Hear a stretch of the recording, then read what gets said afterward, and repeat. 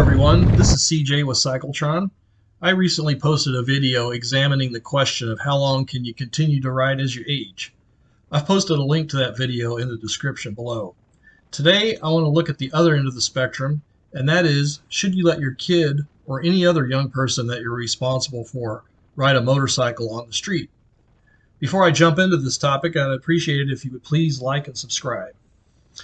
It's no secret that the number of motorcycle riders is declining each year, and along with that, the number of motorcycles sold each year is declining. The biggest reason for that is that older riders who stop riding aren't being replaced by newer, younger riders. Many people say that this is because younger people are just not interested in motorcycles, cars, or any other type of power sports, and would rather stay home playing video games. Another factor has been cited that many millennials have disproportionately been impacted by negative economic downturns that we've experienced since the 2008 recession, and they just don't have enough disposable income to buy things like motorcycles. These things no doubt have played a role in declining interest in motorcycle riding, but I think there's a bigger factor at play. This factor, in my opinion, is the increasing nanny culture that tells young people not to take any risks in life, and we compound things by being overly protective as parents and as a society as a whole. I've been guilty of this on occasion. When my kid wanted to ride his bicycle, for instance, and I end up asking him a million questions like, where are you going? Who are you going to be with? What time are you going to be home? Do you have your phone? Is your phone charged? I try to catch myself and change direction in these instances. I'm 57 years old now, and like many of you, I grew up in the 60s, 70s, and for me, also part of the early 80s. During this time, it was common for kids to stay out and play from sunup to sundown, with the only parental input being just be home for dinner. I remember riding my bicycle all day, throwing rocks, playing in creek beds and the like.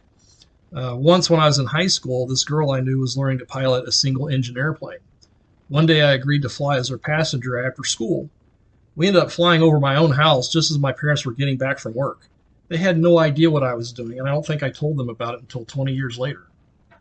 Times have certainly changed, so let's talk about how we can overcome these current limiting attitudes and introduce young people to the joys of riding a motorcycle on the street. I think young people are much more capable of accomplishing difficult and risky tasks if we create the proper environment for them to learn.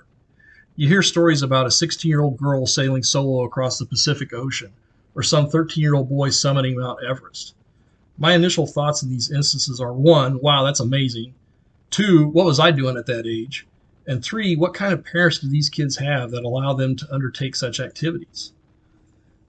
What I think it all boils down to is teaching kids how to learn the necessary skills to perform these tasks and to properly and effectively manage the inherent risks along the way. It shouldn't be about avoiding risks altogether. So in an upcoming video, I'll talk about the detailed process I went through to make my boys riders. They're currently aged 13, 15, and 23 on street bikes.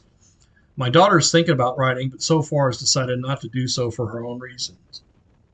She's pretty risk averse, and that's her choice. For now, I want to go over the thought process for whether you should allow your kid to learn how to ride. Again, this thought process is what I went through with my kids, so you'll have to decide what is best on your own and what makes the most sense for you in your situation. And I have to say here, I could not have let any of my kids ride if it were not for the full support of my wife. It helped a lot that she grew up in Southeast Asia and had ridden motorcycles when she was young and appreciates motorcycle culture. But I have to admit that my wife and I did a lot of soul searching about whether it was reasonable to teach our kids to ride street bikes. We also got some grief from other parents about allowing our kids to ride. If you or your wife ride, or you have a close family member who rides, at some point you make the decision to allow your kid to ride on the back of the bike as a passenger.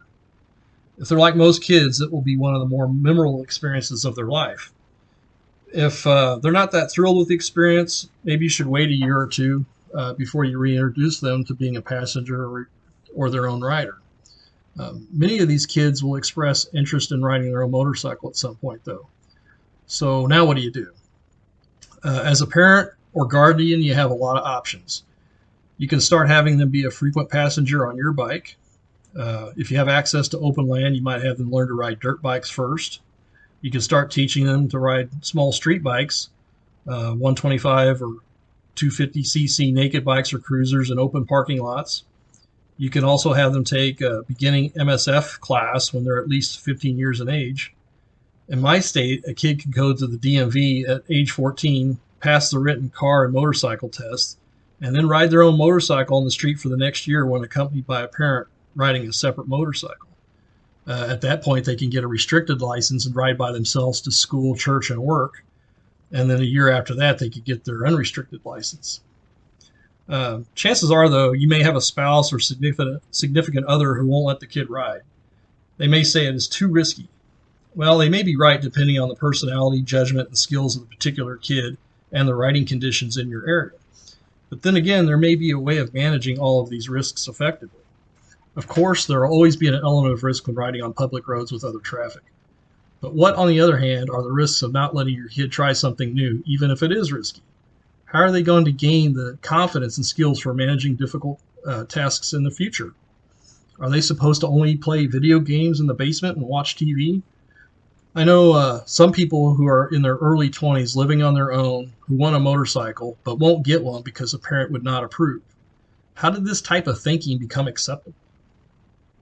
What benefits do you get for managing these risks by deciding to let your kid ride? For one, you let the kid learn a skill that many of his peers do not have. My son, who's 15, as an example, is the only one in his 1,200 person high school that rides his motorcycle to school, which gives him a lot of pride. The kids will often learn mechanical skills associated with maintaining and repairing the motorcycle. These types of things allow the kid to build real self-esteem and not in the participation trophy kind of way. Also, they may develop these skills at a younger age and improve them throughout a lifetime. For example, is it less risky to tell a kid no to riding a motorcycle when they're young and under your roof, only have them ride for the first time when they're in their early 20s or older and try to learn without the benefit of your experience and supervision?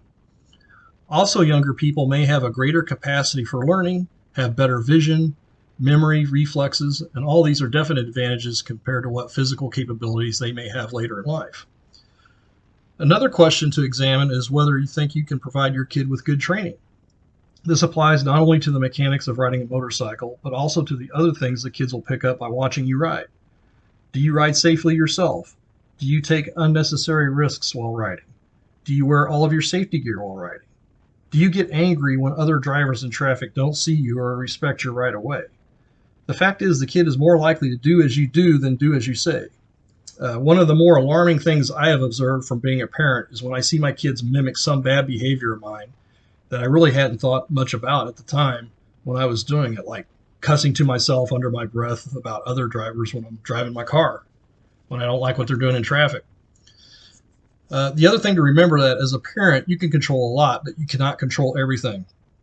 For example, if you see from parking lot training or initial rides around town that the kid needs more training or has the wrong mindset, you can put a pause on future riding. You can use the reward of getting a motorcycle as an incentive for your kid to get a part-time job to save money to buy a bike and gear. You can also tie riding privileges to good grades in school and good behavior.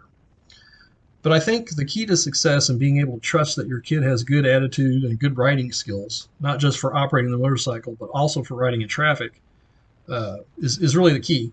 When I first started taking my now 15-year-old son out riding on the street, I noticed an odd thing.